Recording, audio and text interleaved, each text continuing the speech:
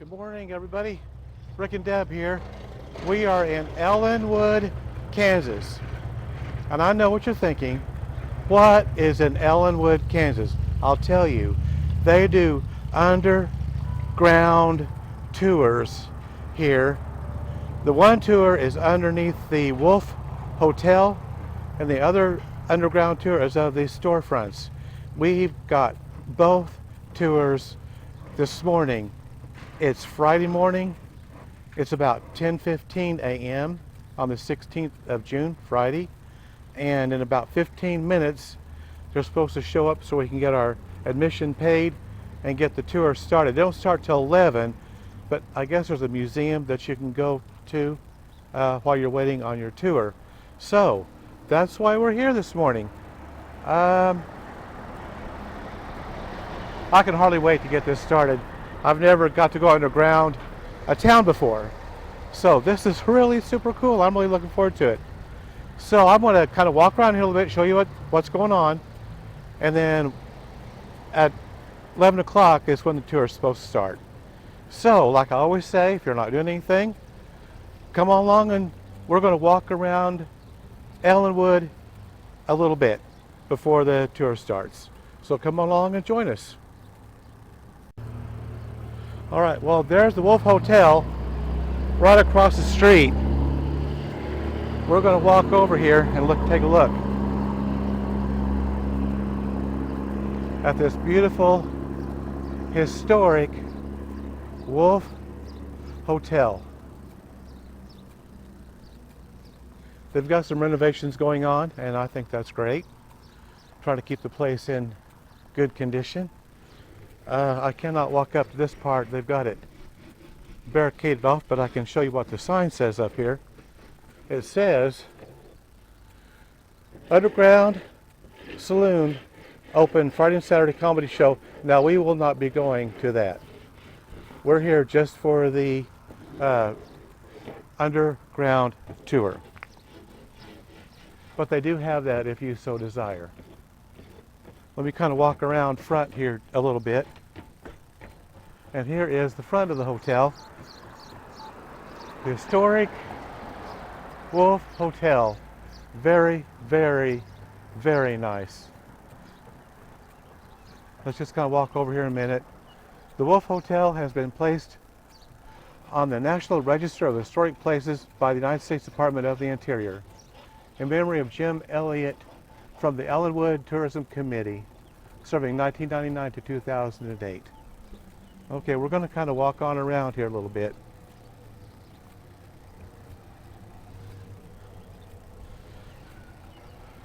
They've also got an old depot over here, but we'll probably take a look at that later on this morning. This tour does last an hour and a half if you take both tours, which that's what we're doing this morning. Altogether for two people, it's $24 for the complete tour. Of course, the only thing that's not on that part of that tour is the underground saloon. Like I said, that usually happens of an evening, and we're like 3 hours from home, so we probably won't do that today. But I'm still super excited about the underground tour. I thought I'd walk back here just a moment and look at this back patio back here. Isn't that neat? I imagine weather permitting, you can come back here and have your meal if you so desire, maybe, possibly. I do not know that for a fact. But we're just going to kind of walk around this really nice patio. There's a statue there, a little girl in a fountain.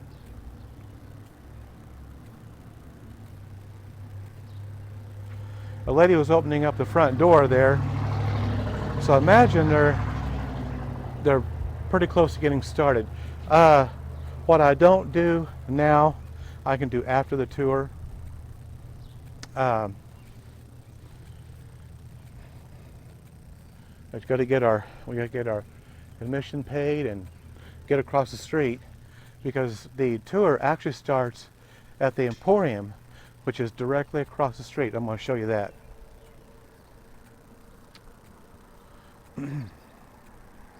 I've been taking a bunch of pictures, um,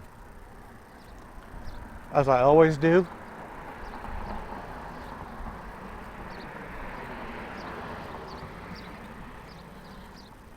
Now, it's unclear at this point whether this emporium will be open.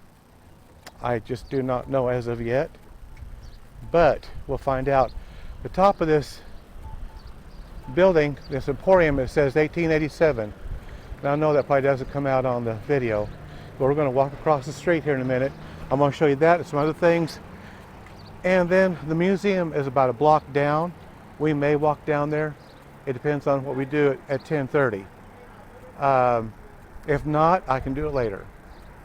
But I got to wait till I cross the street. And as always, now this is at the corner of Santa Fe and Main Street, Ellenwood, Kansas. That's where we're at this morning. I'll show you. It's got a really cool tower up there. And they are working on renovations right now. But okay, you saw the open sign. So maybe they are open right now. The Ellenwood Art, Antiques, Decorative Art, Collectibles, and Appraisals. I want to walk around the corner because there's just something you've got to see over here. They've got an old Valentine diner. We've actually ate at a Valentine diner in Anthony, Kansas, when we were doing our road trip / camping trip from a couple of years ago. And I did take pictures of this on the inside. There's not much in there, but that's okay. I don't know how many of you have ever been to a Valentine diner, but they're pretty rare anymore. There's one in Anthony, Kansas. There's one in Clinton, Oklahoma. They've got a Route 66 museum, and on the grounds they have a Valentine diner. It is all made up like it would be if it was to be used. However, it's just for display purposes only. But that's someplace else you might think about going. It's a very cool museum, a lot of nice Route 66 type stuff, and then of course cars and that sort of thing. Very nice. And this is their mural they've got. Like I said, I did take pictures. There's Ellenwood. There's a train up there. I don't know if that's... The sun's not exactly the right spot, but I'll hold the camera up there. And it might come out, I'm not sure. But yeah, I think we're gonna go on in and we might just have a look around.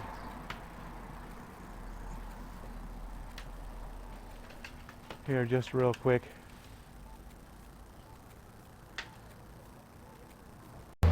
Okay, well, we just got our tickets and the museum is just right down the street here. We're going to go look through it just real quick. We've got like well, we got 35 minutes, so and this is where it starts, right here where their tour starts, this building right here. But right now we're going to go down the museum, so let's go down and look through. No. So let's go down here and we'll take a peek here if we can for just a little bit.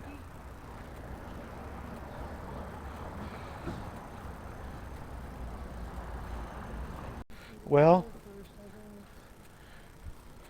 I guess they do 2 tours a day, one at 11 and then they do one at 1 p.m.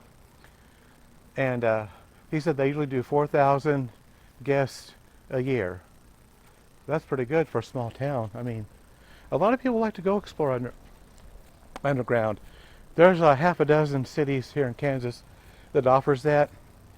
I don't know them right off the top of my head, but I looked it up and there's a few where you can do underground tours. Okay, the museum is actually down a block, but we're just going to kind of show you around here.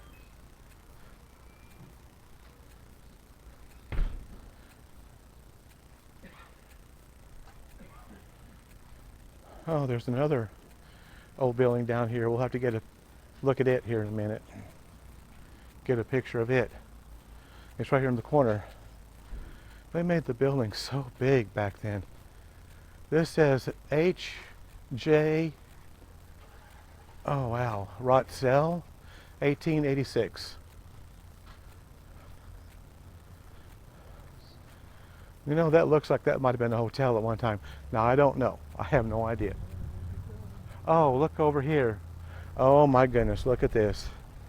I'm glad I came over here. Rise above Ellenwood, Kansas. That is really cool. Huh. We just heard a loud explosion. I don't know what that was. They've got a, yeah, there's that old building. I'll take a picture of it here in just a minute. Um, yeah. And here's a museum right here. We'll just kind of take a gander, just kind of look around a little bit and see if we can, what we can see in the museum.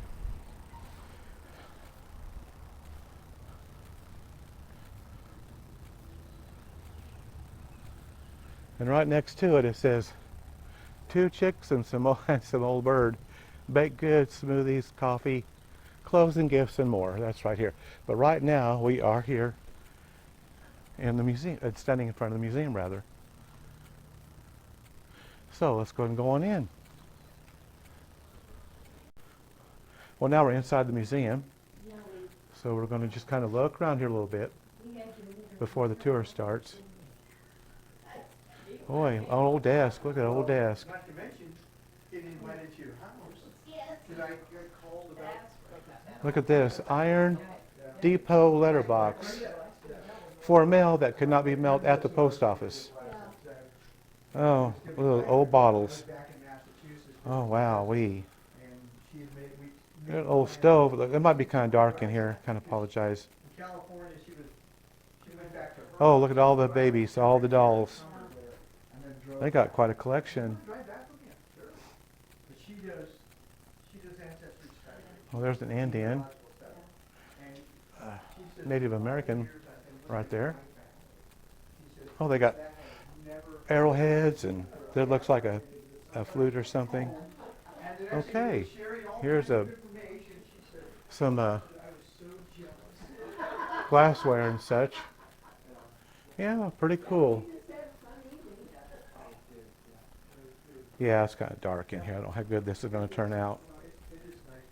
That was my first visit to see where my dad grew up. I also, my first visit to see why, as USA Auxiliary Air Patrol. Okay. Well, that's really, really cool. Okay. I think we're going to go on back down to the Emporium so we can get ready here. Hold on here just a second. my grandmother. She's got things in like 23 countries and all over the United States, and her prices are ridiculously low. So, if you want to, so my name is Rick, and I'm going to be your guide for the first half of the tour. While we're in here, I'm going to tell you about our tunnels and how they were used and what happened to them, and I'll take you downstairs and show you what's on this side of the street. When we're finished here, we'll come up and you all can head over to the hotel, and Linda will meet you over there and she'll take you on a tour of that building. So this area of Kansas was settled about 1860, and the reason things developed around here is because the Santa Fe Trail passed right along the highway here.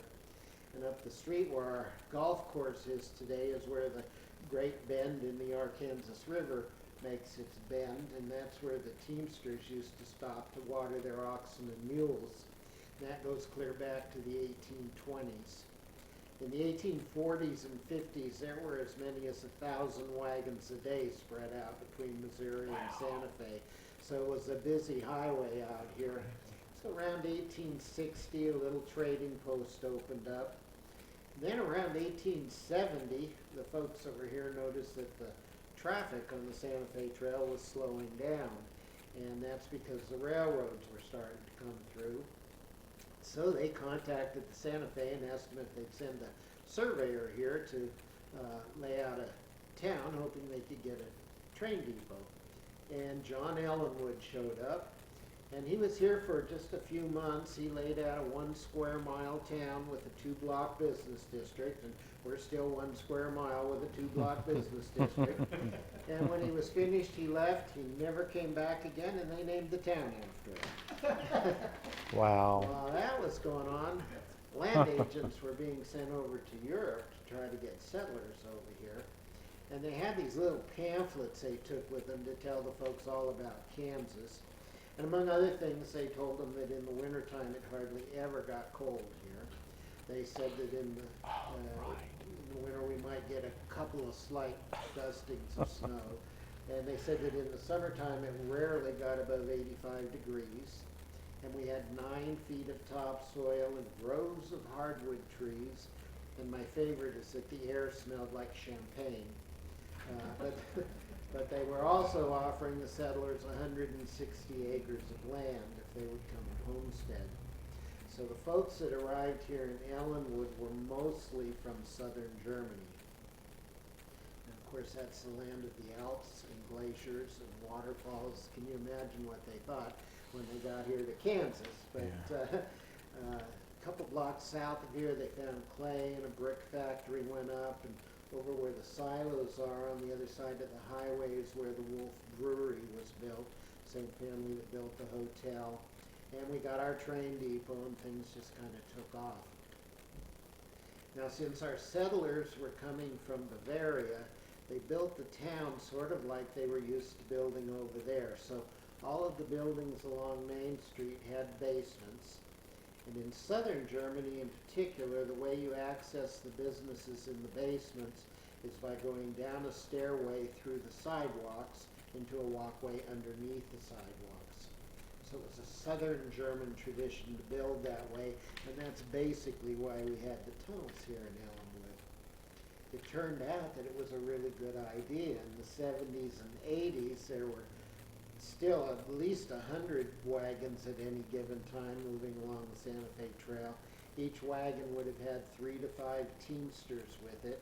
So we had all those guys arriving in town. The early 70s, we had cattle drives coming up from Texas, and then later we had all the railroad workers coming through. So there were always a lot of guys wandering around. So it turned out that the businesses the men were interested in ended up down in the basements. So in the 1880s and 90s, we've counted up to 11 saloons out here in our little 2 blocks of Main Street. But they also put billiard halls and bootmaker shops and hat maker shops and barber shops and bathhouses downstairs, so that when the guys would arrive, they'd stable their animals, head downstairs and spend the night, and they'd leave the next day. They were leaving a lot of money here, and Ellenwood was prospering, and the people who lived here could go to the grocery stores and the hardware stores and banks and offices and not be bothered by all these people that were passing through, so everybody was pretty happy. In 1920, the city put down the brick streets out here, and they took up the old wooden sidewalks and they put down the first concrete sidewalks. And then in the 70s, our new sidewalks were getting old and they were starting to sag and crack, and they needed to be replaced. And this time the city decided to get rid of the tunnels. So they went downstairs and they bricked up all the doors and windows down there, and they brought in tractors and broke up the sidewalks and crashed them into the tunnels, filled them up with sand and gravel, and put down new sidewalks. And the woman who owned this building, her name was Adriana Deerhoff. Her grandfather was the original owner, and he had a hardware store on that side of the building, and he rented out this space to the Bank of Ellenwood. She had a fit. She said, "You're making a terrible mistake. We should try to preserve this." And so we said, "No, we don't want the liability, and all of our merchants want new sidewalks," so they filled them in. And luckily, she had had this building put on the State Historic Register, so she was able to stop them from filling in the tunnels out in front here. When you go over to the hotel, you're going to be taken into tunnels that run along the highway. those survived because they were under Kansas property rather than city property, and the city didn't care if somebody fell in the Kansas tunnels, so they didn't fill those in. So we've got these two stretches of underground that have survived, and we're really lucky because Wichita and Newton and McPherson and Ellsworth and Lyons and Hutchinson and Stafford and Great Bend, they all had tunnels as well. But we're the only ones that have any left that you can still get into them and see them in nearly their original condition. So now ours started at this corner out here. They went north on Main Street for 2 blocks. They were on both sides of the street. At each corner there was a staircase that took you down, so we had at least 8 stairways. There were 3 tunnels that went under Main Street so you could get back and forth. The one at this corner continued in front of the hotel, and then it actually went under the Santa Fe Trail and over to the train depot on the other side. And then on the back side of this building, there was a tunnel that went under the Santa Fe Trail. I think it was probably the most important one because it went over to the storage building at the brewery. When they dug all the tunnels and the basements, they put the dirt out here on Main Street. That elevated the downtown just a little bit, but it was enough that we've never had flooding in our downtown area. The neighborhoods once in a while get kind of wet, but we stay nice and dry. So I'm going to take you through the back over here where the garage is today. There used to be an alley. There was a wooden building back there where the harness shop did metal work.